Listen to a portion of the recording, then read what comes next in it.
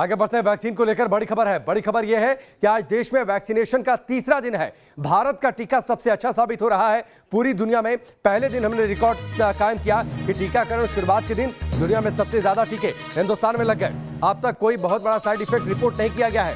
अब तक सिर्फ 0.20% लोगों को, यानी बेहद कम यह आंकड़ा है, उनको साइड इफेक्ट रिपोर्ट किया गया है। लेकिन यह भी कोई गंभीर साइड इफेक्ट नहीं है। दूसरे दिन 17,000 से ज्यादा टीका लगा दिया गया। अब तक 2,24,301 लोगों को टीका लगा दिया गया। ये अपने आप में एक बड़ी संख्या है और इन 2,24,301 लोगों में से सिर्फ 0.20% लोगों को साइड इफेक्ट रिपोर्ट किए गए हैं। लेकिन वो भी बेहद कम साइड इफेक्ट है, बेहद गंभीर वो साइड इफेक्ट नहीं है। 3 तस्वीरें इस वक्त हम आपको दिखा रहे हैं। देश का सबसे सुरक्षित टीका साबित हुआ और दरअसल ये देश के वैज्ञानिकों, देश के डॉक्टरों का विश्वास था। इसलिए पहली तस्वीर में देखिए, खुद एम्स के डायरेक्टर डॉक्टर रणदीप गुलेरिया ने सबसे पहले वैक्सीन लगवा ली। कामयाबी का ये टीका साबित हो रहा है। उसी दिन केंद्रीय मंत्री डॉक्टर हर्षवर्धन ने टीका दिखाकर इस बात का भरोसा जगाया था कि यह टीका सबसे बेहतर साबित होगा और अब इसकी धीरे धीरे तस्दीक होने लगी है। आज वैक्सीनेशन का दूसरा दिन भी कल कंप्लीट हो गया। तीसरा दिन है और आज लगातार इस वैक्सीनेशन के प्रोसेस को आगे बढ़ाया जा रहा है। इस दौरान अगर आपके मन में कोई सवाल हो तो ये आंकड़े जरूर देखिए। ये आंकड़े आपको ग्राफिक्स के जरिए तमाम सवालों के जवाब देंगे। क्यों सुरक्षित है हमारी वैक्सीन? पहला सवाल तो ये, अब तक कितने लोगों को टीका लग चुका है? 2 दिन वैक्सीनेशन के पूरे हो चुके हैं। 2.24 लाख लोगों को, यानी 2,24,000 से ज्यादा लोगों को टीका लग चुका है।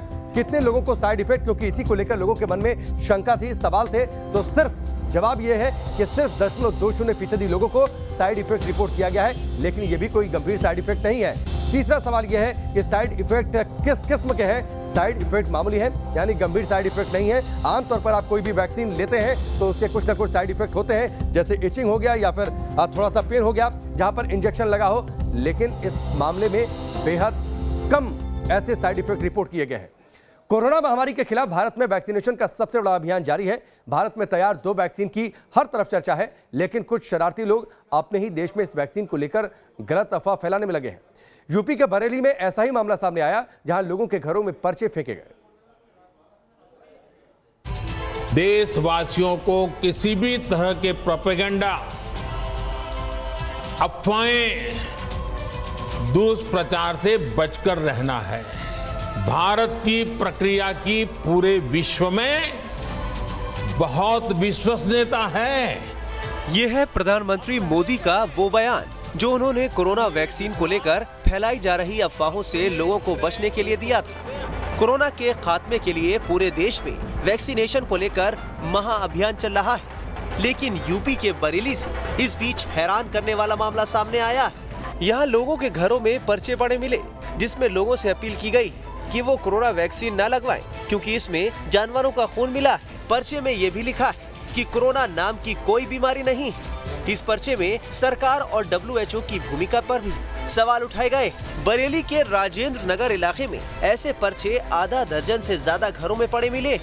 सुबह मैंने जब उठा हूँ 6 बजे तो मैंने देखा दरवाजे के पास में अंदर पर्चा पड़ा हुआ था।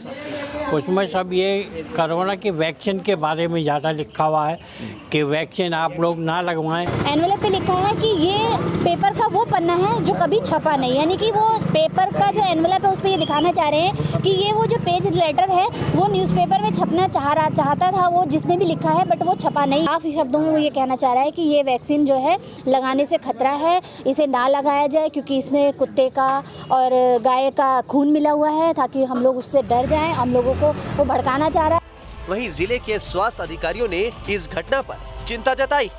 ये पूर्णतः निराधार और असत्य बातें हैं। पूरे देश में आपने देखा वैक्सीनेशन हुआ और कहीं 1-2 छिटपुट प्रतिकूल प्रभाव के अलावा कहीं कोई ऐसी रिएक्शन, एडवर्स रिएक्शन भी नोटिस में नहीं आई।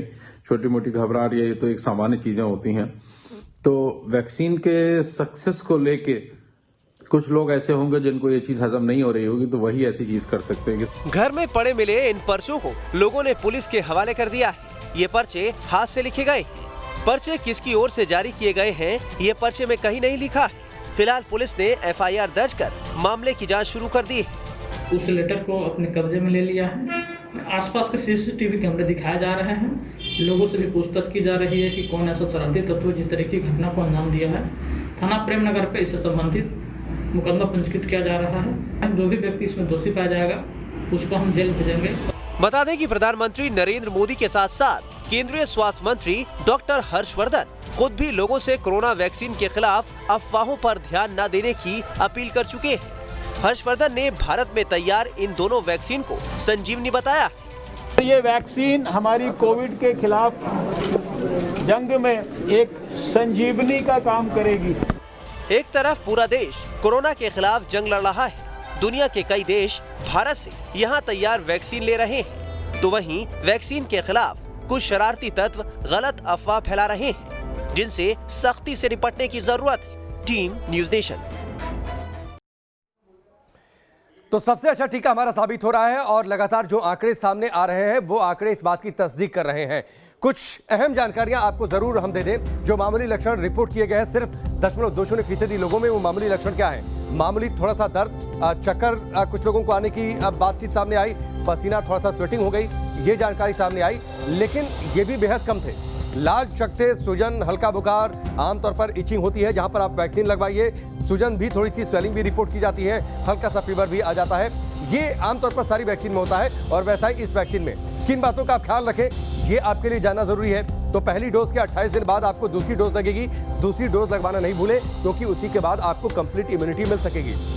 2 हफ्ते बाद एंटीबॉडी विकसित होती है, यानी दूसरा डोज लगने के 2 हफ्ते तक आपको इंतजार करना होगा पूरे एहतियात के साथ। उसके बाद एंटीबॉडी बनना शुरू होती है। मास्क पहने, सोशल डिस्टेंसिंग का पालन करें, हाथ धोते रहें। वैक्सीन का 1 डोज आपने ले लिया, 2 डोज ले लिया, इसका यह मतलब नहीं कि आप तुरंत बिना किसी बंदिश के आप घूमें। दूसरा डोज लेने के बाद भी कम से कम 2 हफ्ते तक आपको पूरा प्रिकॉशन वैसे ही रखना होगा जैसे आप अभी रख रहे हैं।